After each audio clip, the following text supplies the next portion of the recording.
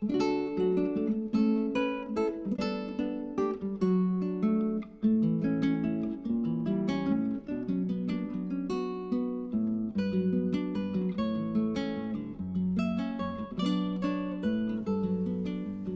Project Return members. This is Mr. James, and we're going to talk about charcoal drawings today.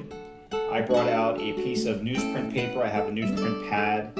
If you do not have this type of paper, even if it's not that big, it's not important just to have a piece of paper that you don't have to necessarily keep. It's more just for practice. Here's a sheet of normal copy paper. This will also work fine if this is all you have, or lined paper. I just use newspaper print because it's very light, it's inexpensive. You can even use newspaper if you'd like, because it's just for scribbling on and practicing with the charcoal. So let's talk about the charcoal for a little bit. There's different types of charcoal that artists use. This is what I have. It is the artist charcoal. It is a vine. Medium is the hardness. So this is not the softest or the hardest, it's medium, it's in between. And I'll show you the line and the marking it makes now. So this is a broken in half piece, they're much longer than this. Let's see. Comes about that size, but usually when you try to draw with something like this, it's just gonna break in half anyways. That's why I break it down. Just makes it easier for that. So with the broken side, we could draw on the newsprint paper here, and we can see it makes a really good line. And this is the medium one.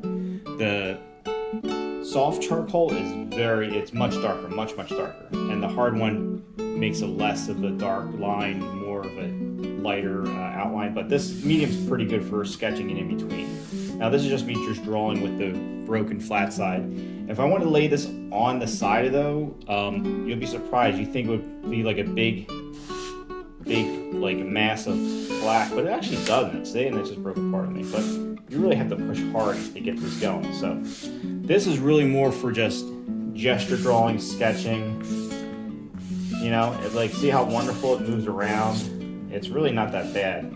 But as far as trying to get something blended or a large shaded area, I wouldn't recommend using this guy, okay?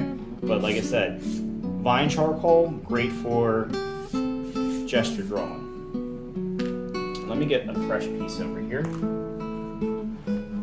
of paper, and I'll show you what I drew ahead of time. First, let's go over the materials. So we'll put this on top, this don't matter. Okay, so that's the vine charcoal. And then we have, let's see what I want to get. Okay, so this is a medium charcoal pencil. Medium charcoal pencil. They come in soft and hard, of course. This is medium and in between. Some come in color too. They have color sets. I'll show you this one. An impulse buy, but I was grateful for buying the impulse buy because it has all these range of colors and it has something I needed for today. There's browns and whites that you usually get with charcoal. Sometimes they come with graphite pencils, which is really nice to make bold lines, and different types of pastel charcoals, but black is the most common. So this is really like a pencil, but it makes a charcoal marking. And let's see, very sharp, distinct lines, see? And obviously you can shade it in. See, with this charcoal pencil, it definitely makes more of an impact when you're shading or blending it in. It's not it's not like the vine where I can't even say, even though they're both medium. So this does a little bit of both. This is mainly just for fine line. And then last we have the super soft charcoal. This is probably one of my favorites because it's the most impactful, because it's very very dark and it's soft and it's fun to draw with. And you'll see by how distinct, look, just the difference in how dark this line is compared to the other ones.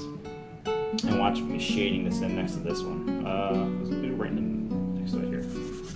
See how much it's like you're using a permanent marker. So that's medium, that's soft. So huge difference. So as we're, you're slowly getting used to using different types of pencils and charcoals, you'll know which one makes a darker line, makes a darker shadow. So you don't have to worry about so much applying pressure or being lighter. You know, if you know this pencil makes a darker mark, you'll just use that. And then you grab the medium one, and you know you don't need that much of a dark mark. You just need a medium shade, and you can do that too. So that comes into a big play when doing charcoal pieces in larger works. Other tools we have, which is very important, which is why I grabbed this Impulse by Kit, is it's called a kneaded eraser, and it's not because you need the eraser, it's because it is to be kneaded like dough to clean itself, okay? But it is a kneaded eraser when you're using charcoal, because good luck erasing something without this in charcoal, because it will never come off. Newsprint is not that forgiving. When you draw newsprint, you're pretty much committing for it forever, because newsprint doesn't have much of a body to it. It disintegrates when you start erasing it. So I'm just going to use it as an example. I'll use this white paper too. I'll show you the difference. But see, the eraser's clean now, right? And I'm just going to do the line straight back and forth here. See? It almost takes it completely off. A little bit of residual there. But there's also a great reason why to have the eraser. It's not just so much to erase mistakes, but it's to give you another way of using the medium, to use the charcoal. Now you could, I just kicked the camera, I'm so sorry. Let's make sure we're in focus, we are. Okay, so we could use the charcoal and just have a page where it's just totally like filled in, right? And pretty much you're starting with like a black canvas when it comes to something like this. So you can grab your kneaded eraser and make it into like a detailed point, almost like a pointing tool or drawing tool, and you can actually use the eraser to draw into the charcoal markings, which gives you another way, another technique, another tool in your arsenal of art. And, you know, it's something fun to experiment with. I can't understand what's going on, but I think I'm trying to draw something. I wonder if anybody's picking it up yet. So anyway, you see, it's like all of a sudden it looks like something's appearing out of nowhere. It's amazing. It's very easy to do, guys, and I know you can do it.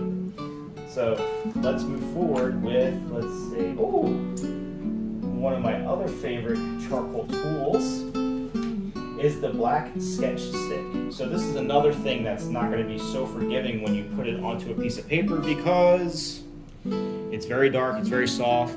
I like it because it's got a lot of contrast and it's just fun to make a mess with. I mean, you'll see your fingers get all black and who cares? It's fun. So this guy here does another look at the intensity of that line. It's super dark. And these are usually very soft. Usually the sketch sticks are soft.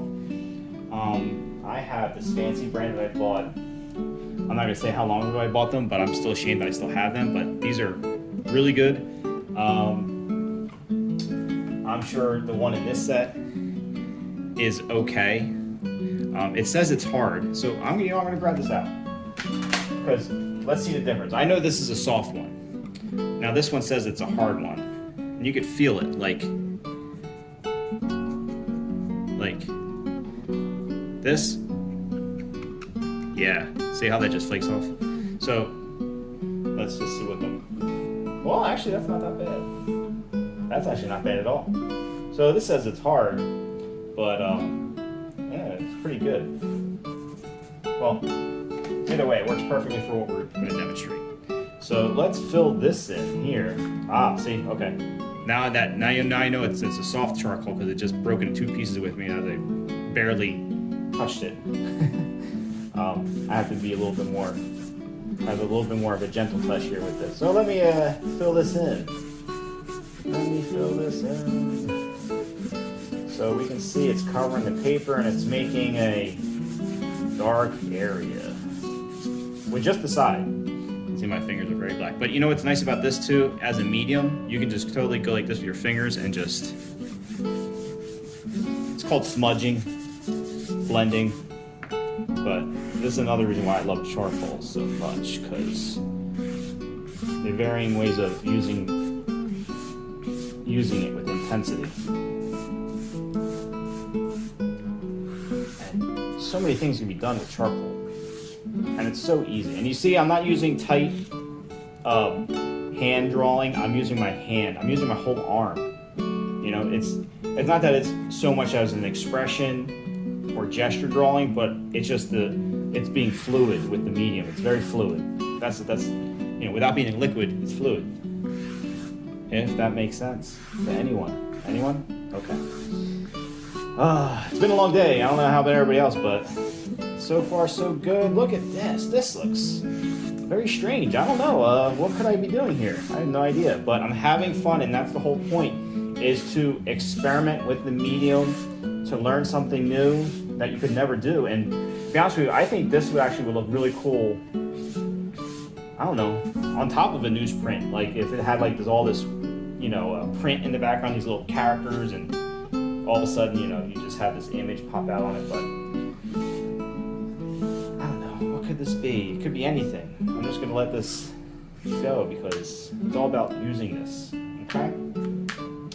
Oh, so there's different ways of making different markings with charcoal without actually using the charcoal itself. You already saw me do the smudging, you know, and that's more or less for like shading and blending. And I'll remind you guys again that the newspaper print is not a forgiving, you know, paper. It like it'll start flaking off and everything like that, but it's still great for practice and for making marks and learning how, you know, charcoal can work for people. So there's different ways of using charcoal, and I'm sure people were introduced to different methods of using it before with pencils. So there's a couple tools I like to use. One's a Q-tip, which, you know, my fingers are always going to be dirty because I'm using charcoal with my hands. However, if you have to use charcoal and you don't want to smudge or something like that, and you don't want to do the eraser because it might just be a little removing too much, the Q-tip allows more blending, and you can actually, you know, see, pull the charcoal around a little bit. So a little bit of this gets grabbed. Like I said, the paper is not as forgiving, so it's a little restrictive, but you see you're actually removing some of the charcoal off the paper while you're blending it also. So that's one tool you can use. The fancier version of that is a blending stick, which, I mean, these are all they're just basically tight rolls of paper to a point. And they're good for like fine point blending. If you can't see from here, I'm actually blending this to be a more sharper edge. By using the point on this paper, it's taking the charcoal that's on the paper and smoothing it out to a finer edge. See? You can see like it's more of a stronger line there than it was before. So that's the reason why you would need a blending stick with a point. This is good for just general mass removal or blending or something. Another tool, which is good for just overall coverage preparation. Like say you want to make the whole paper black, you know, you get something like this, the charcoal stick, and you just fill this in, right? But you don't have to do it 100%. This is, I think, is like a piece of gauze. Sometimes you use like a little small like cloth, very soft cloth. You don't want to use anything rough or harsh because that'll just rip apart your paper. So you'll see here, look, as I blend it in, it softens the charcoal. So it becomes less, like no hard edges remain, and it'll just get more faded and soft. And it gives you a nice ground to work with. Like sometimes the white of the paper is not what you want for the background. Sometimes you want a darker, more toned down background. So by using I think I hit the camera again, I apologize, and we're in focus. Oh, right. So you see this is now, let's take it around the edge here a little bit here. the edge here. You really can soften them up, blend them out. I think I'm going to be breaking through the paper soon, but it's okay. So once you start blending in with the charcoal, it almost becomes like the illusion starts to come, like from the blending and from moving the medium around on the paper. And it becomes very intuitive, like you almost, it feels like you're almost like you're painting with it, but you're not. And like I said, this is all experimental. It's all just playing with the tools that you're given and you're working with. So it's not anything specific. I don't want it to be anything specific. I want you guys to explore with what you're going to use. And we're going to need this kind of exploration for future works. Hint, hint. Okay? So, and sometimes, you have to revisit areas. You might have to touch up, because as you're moving around the charcoal, some areas get charcoal on it that wasn't supposed to, and it becomes gets a little, I don't say dirty, but it gets a little, distracting. Sometimes you want to focus on what you're trying to do here, or what you're trying to see, or what you're starting to see come out of the thing here. Now see, I'm using the medium because instead of making it dark and erasing and blending, see how the medium charcoal pencil is actually almost matching the blend I just did. So you see why sometimes it's important to have multiple things, because now I don't have to rub the whole thing over again. I can just like put some of the medium on there and it almost matches the blending that I just did. So that's pretty cool. That actually worked out like that. I don't know what I'm doing, but it's getting pretty cool. And there was another method of using charcoal, which I'm pretty sure everyone has seen before, using some water with the charcoal. Now this is not watercolor paper. There's a recommended way of doing this, usually like Arches watercolor paper. It's not the most cost-effective way, or just a whatever generic watercolor paper, as long as it's going to accept the water and not totally like turn to mush on you guys. But this is only for practicing. So a brush dipped in watercolor, or a brush dipped in water, and use it with the charcoal, and now you're going to start making a totally new effect with it. As you can see, I mean, it's wet, so it's going to be a little bit more intense, but as it dries, it's going to give this super washy look, which I think is fantastic. And I prefer to do this than painting sometimes. Like when I have to do a big painting piece, instead of mixing a bunch of paint, I like to use the charcoal, because charcoal is just a pigment. I mean, it's black. There's other types of charcoal, but charcoal is a pigment. So a lot of artists today, and of course in the past, always started off in either pencil or especially charcoal, and used to dilute into the paint. And that's why some of the paintings, it just looks like it has a certain feel about it, and that's why. It's because of the method they used in the past, and a lot of artists that use it. So when you look at painting, you're like, oh, that's my old painting. It's like, that's the reason why you see it that way. It's not so much the content, but how they made it. So, but this is always super fun, just to kind of like paint this way.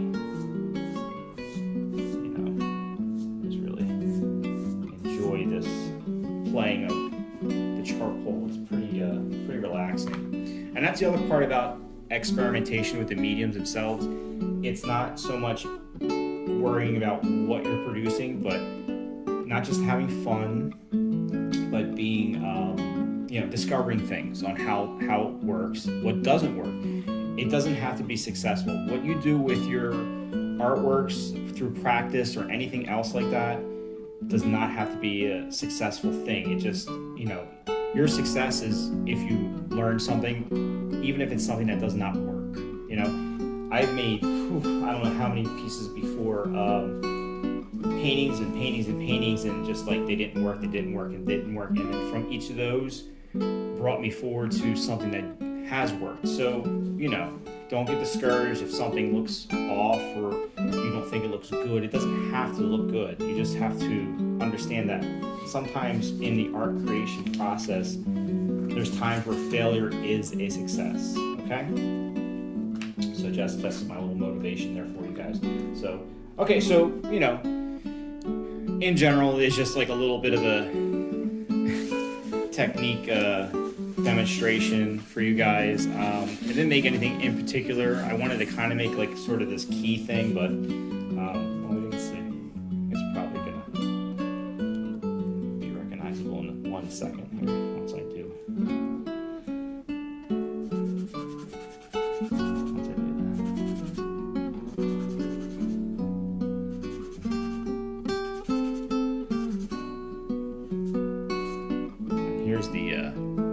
Here's the special one here that everybody's like, hey, no fair, you cheated, you used something different, but you know, it's just for fun. Let me use this one. I'm partnership. It's gonna be too strong, but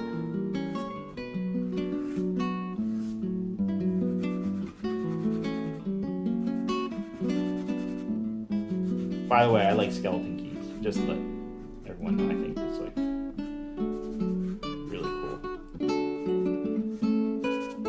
so the white charcoal here lends as the highlight, you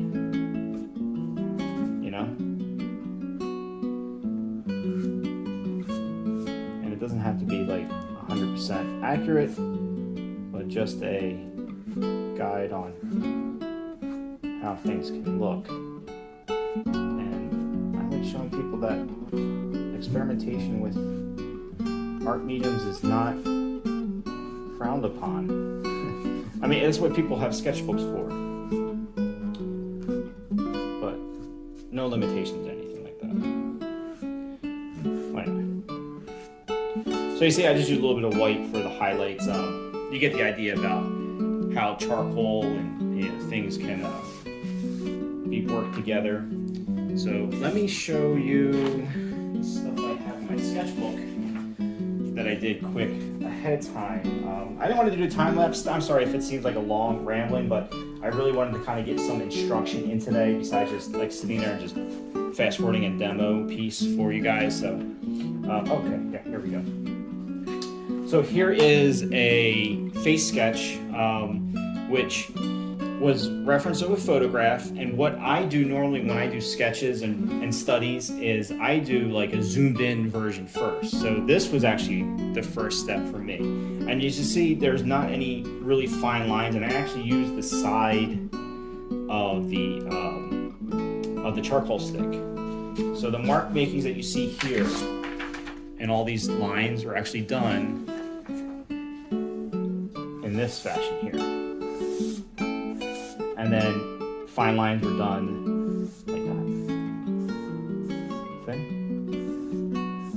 And it just really is quick, loose, and you know, very relaxing drawing. All right, so we have that. I think I did some, so that was just a basic, super basic sketch. Like I said, it's very loose. You don't have to worry about so much about detail. You know, you can make a detailed charcoal drawing, but for me, I like using it as a medium for kind of like a loose feeling, sketchy study. Gesture drawings. These are super quick gesture drawings, which are fun with charcoal. Since it moves so quick, the charcoal, you know, it's easy to make lines. It's much faster than a pencil. You'd be surprised on how fast you can draw when it's a very like fluid medium without being a liquid. But drawing shapes and lines and curves is very easy.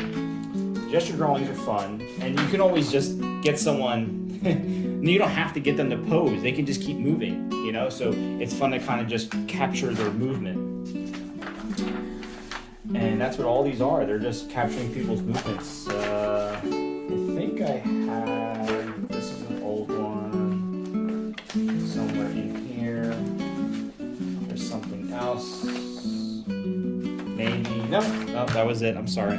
So anyway, so you can see the figures here.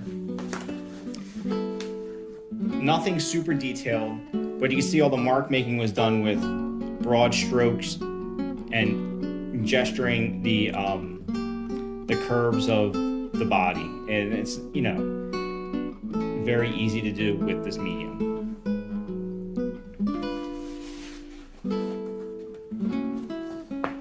Well, I hope everyone liked the video. Like I said, it was more or less about the exploration of the use of charcoal. I'm definitely going to post some challenging ideas with using what you have available to you. If you do not happen to have charcoal available, that's not a problem. We can definitely work on getting people charcoal to use from home. When the center is open, we'll definitely look into getting some packets together for people that want to draw. And then I had a great idea about making our own sketchbooks, like personalize them, so it's something that's more connected to who you are. And so just to sum up for all this too, the other reason why I really like charcoal is like I feel that you connect more with the artwork that you're doing when you're using your hands and you're touching and you're smearing around and smudging things, you know? Like, it's nice with a paintbrush and dipping and mixing the paint. I don't know, I just feel more connected when I'm holding it and, you know, it's getting on my fingers and I'm, you know, rubbing it into the paper and, you know, you're manipulating it more. It's more intuitive, I would say. And I don't get so heavily focused on detail, but just, like I said, overall just having fun with the medium and just really learning how to use it. So I'm going to do a couple more finishing things here, and I think it came out pretty cool.